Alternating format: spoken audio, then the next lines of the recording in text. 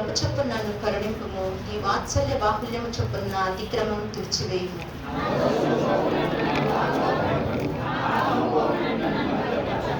నా అతిక్రమము నాకు తెలిసేయున్నవి, నా పాపం ఎల్లప్పుడూ నా ఎదుటనున్నది.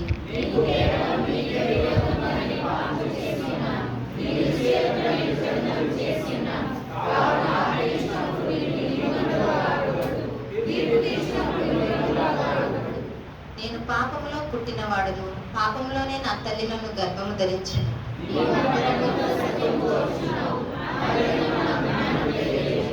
నేను పవిత్రుడగునట్లు హిస్సోపుతో నా పాపం పరిహరింపుము, హిమము కంటేను నేను తెల్లగా నుండినట్లు నీవు నన్ను కడుగుము.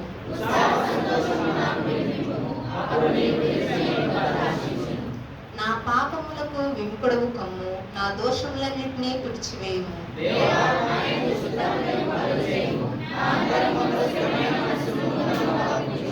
నీ సన్నిధిలో నుండి నన్ను త్రోసివేయకుము, నీ పరిశుద్ధాత్మను నా యుద్ధ నుండి తీసివేయకుము.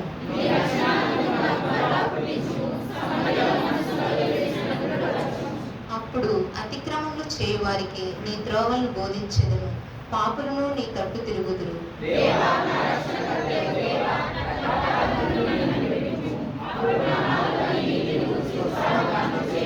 ప్రభువా, నా నోరు నీ స్తుతిని ప్రచురపరచునట్లు నా పెదవులను తెరువుము.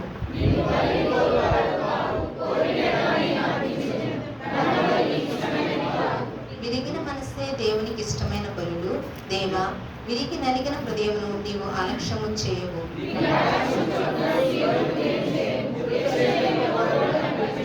చివరి వైపు అందరం కలిసి చదువుకున్నామండి. అప్పుడు నీతియుక్తమైన బలులను, దహన బలులను, సర్వాంగ హోమములను నీకు అంగీకృతములను. అప్పుడు జనులు నీ బలిపీఠం మీద కోడలు అర్పించారు. ఈ పరిశుద్ధ దేవుడు దీవించుగా.